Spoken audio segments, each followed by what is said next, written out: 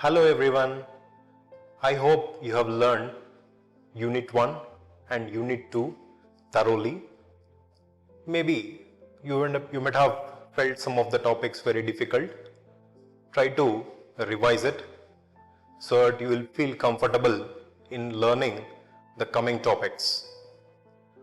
Now the next unit 3 is preprocessor and file handling in C.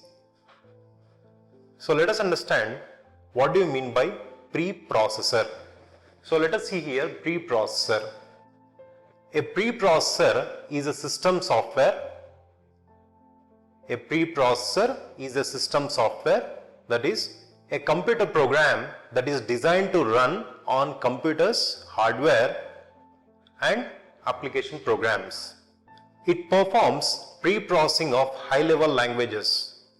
Preprocessing is the first step of language processing system. Language processing system translates the high-level language to machine-level language or absolute machine code, that is to the form that can be understood by the machine. So here are some of the steps how your preprocessor is performing the task.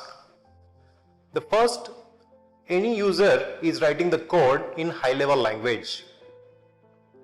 That high-level language is given to the preprocessor and a pure high-level language is given to the compiler. And this compiler is giving the relocatable code to the assembler. And from assembler, we are going to give it to the loader or linker. The output of this assembler will be the assembly language. And from loader to the linker, we are going to get the absolute machine code or locatable code.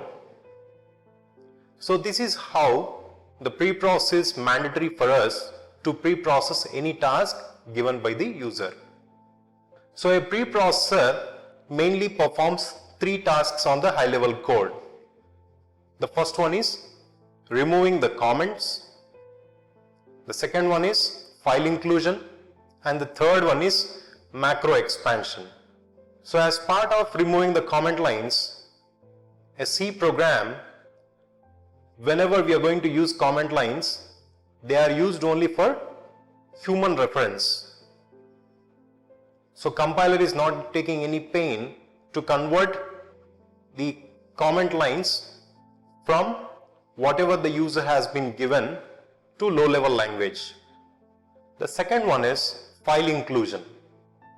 Include all the files from the library that our program needs. In high level language, we write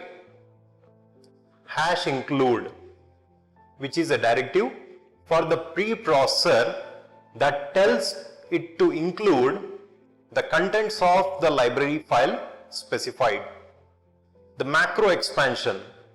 Macros can be called as small functions that are used not as overhead to process, but if you want to write a function having a small definition that needs to be called recursively, which means we need to call it again and again, then we should prefer a macro over a function. So defining these macros is done by preprocessor.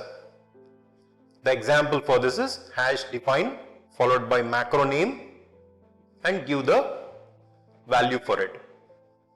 #define pi 3.14. So here the macro name is pi. There are 2 types of macros. One is object like and the other one is function like. In object like macros, we are going to give the macro definition with an object which does not take any parameters, and function like macros which takes the parameters. Let us see one example program.